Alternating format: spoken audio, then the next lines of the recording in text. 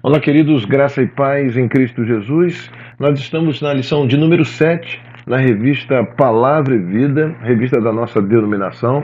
Eu gostaria muito de agradecer e engrandecer ao nome do Senhor pelo privilégio de poder ter escrito a revista, e eu junto com você tenho compartilhado alguns dos conhecimentos, trazido até os irmãos e as irmãs um pouco mais para colaborar na aplicação desta palavra, desta mensagem, desta lição de número 7 no seu dia a dia. Estancando o Sangue é o título dessa lição, está baseado em Êxodo capítulo 20, versículo 13, não matarás, ao que resulta exatamente o sexto mandamento. Nesse sexto mandamento, Deus é incisivo, é imperativo o seu posicionamento, a sua ordem, né, para que não haja morte, para que não haja matança, para que esse banho de sangue que eu e você temos testemunhados ao longo da nossa existência, em especial aqui no Brasil, com mais de 500 anos, nós testemunhamos esse banho de sangue através da violência, de armas, não apenas a violência física, também nós vemos isso em violências conceituais, né? Culturais, e violências também contra a criança, nós sabemos que é o aborto, a eutanásia, o suicídio, enfim, colaborando com todo esse aspecto de luto a qual nós carregamos, nós vivenciamos tristemente ao longo de todo esse tempo. É função da Igreja do Senhor Jesus estancar esse sangue. É função da Igreja do Senhor caminhar com a paz, para que a maneira em que nós avancemos, a paz seja o estanque desse sangue. Aliás, o único sangue que nos interessa e muito é o sangue vertido na cruz do Calvário, o sangue de Cristo Jesus.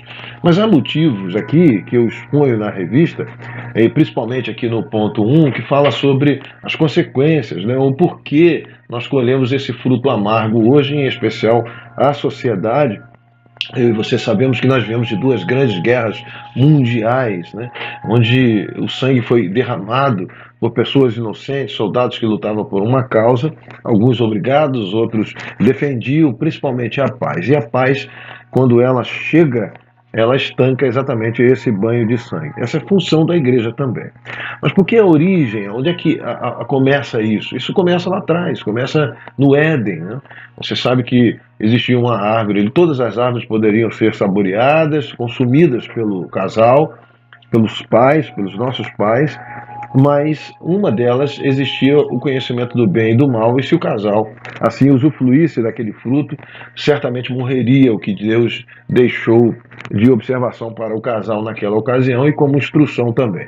A desobediência trouxe o caos. Portanto, da onde vem a morte? Vem exatamente no Éden. Lá do Éden começa a deflagração exatamente disso, a consequência.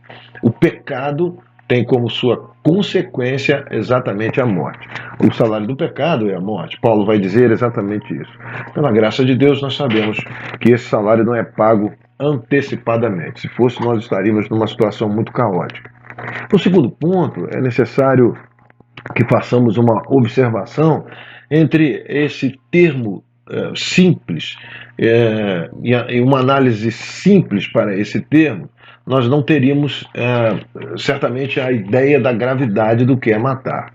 Na verdade, aqui eu trago uma observação de que esse termo Hetzeshik no hebraico, na verdade quer dizer assassinar.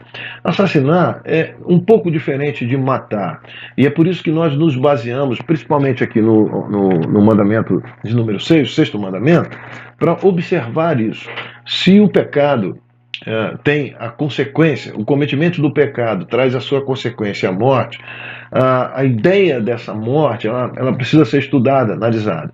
E aqui eu trago nesse segundo ponto uma observação para que você tenha ciência do que esse sexto mandamento quer nos dizer. Na verdade, ele deveria ser traduzido como não assassinar. Assassinar é diferente de matar, e se difere um pouco, melhor dizendo, ele se difere um pouco exatamente pelo fato de que assassinar é premeditar o ato de matar. Então, o sexto mandamento, ele baseia-se exatamente no assassinato, que é a premeditação. Por que eu digo isso? Porque você sabe, eu e você, nós sabemos que profissionais, por exemplo, que lidam com a sociedade, como um policial, como um segurança, eles têm um porte de arma. E é claro que eles têm esse direito constitucional pelo fato de matar, principalmente em legítima defesa, ou retirar a vida de um assassino que põe em risco ou em risco vidas ou vida da sociedade, a qual ele deve proteger. Então ele tem esse direito de utilizar. Né? Por exemplo, se alguém olha para o sexto mandamento, um policial militar diz, bom, se eu cometer isso, certamente eu estou incorrendo um erro diante de Deus. Não, a legítima defesa é um ponto de que a gente precisa analisar, principalmente da pessoa que não está cometendo nenhuma intercorrência em relação ao sexto mandamento. Uma outra coisa também que nós precisamos levar em consideração, que todos os bombeiros, por exemplo, trabalham com esse risco de morte. Eles dialogam quase todos os dias com isso quando vai salvar alguém de um incêndio. Então, quando eles entram ali, eles estão conscientes que eles podem entrar e podem não voltar. E não por isso eles estão incorrendo ou eles estão olhando para o sexto mandamento com desdém. Não, muito pelo contrário. Eles não estão fazendo isso de uma maneira premeditada. Porque se fazem isso de maneira premeditada, isso é suicídio. Quem faz esse arranjo todo para retirar a sua própria vida, na verdade está cometendo um autoassassinato. Ele está em rota de colisão exatamente com o sexto mandamento. Portanto, é isso que eu gostaria que você analisasse. Esse segundo ponto aqui, ele deixa isso bem claro. Não é um ato de matar, mas o ato de assassinar, em que Deus tem uma dificuldade muito grande para nos perdoar em relação a isso, viu? Bom, o terceiro ponto aqui é deixar isso bem claro, como eu já venho rolando em toda a lição, é de que não há nenhum tipo de exceção para a morte, né, para matar alguém, para assassinar alguém. Não há nenhuma exceção, ninguém pode ser taxado isso ou aquilo. Não, morte, matar é exatamente tirar a vida de alguém. E esse retirar a vida de alguém, nós nos colocamos no lugar de Deus.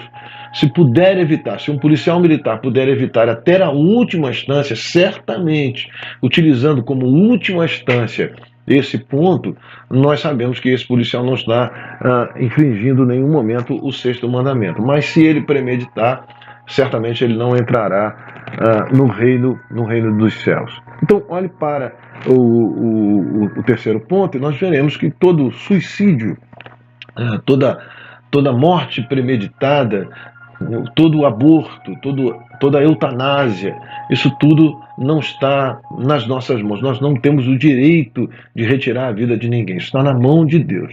Você veja que alguém inventou os métodos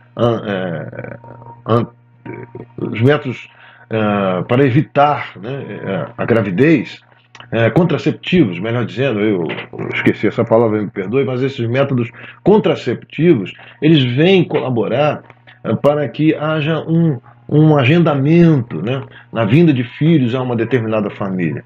Então, esses métodos, eles podem até retardar a vinda, ou a vinda de alguém. O homem pode até achar que tem o controle da vida, mas da morte ele não tem. A morte está certamente nas mãos de Deus, e é por isso que esse sexto mandamento ele é incisivo. Ele mantém exatamente cada um de nós, longe exatamente desse banho de sangue a qual nós estamos.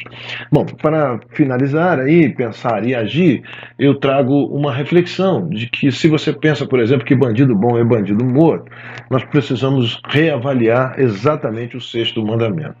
Nós precisamos ficar distantes exatamente da morte, do assassinato, da violência, e a única coisa que Deus pede à sua igreja para que ela avance com a paz.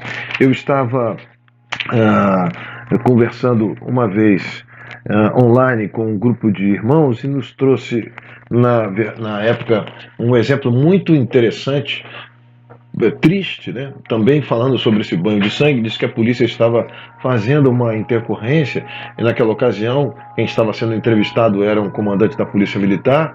E ele dizia que ele estava entrando dentro de uma comunidade e havia uma troca de tiros intensa, né?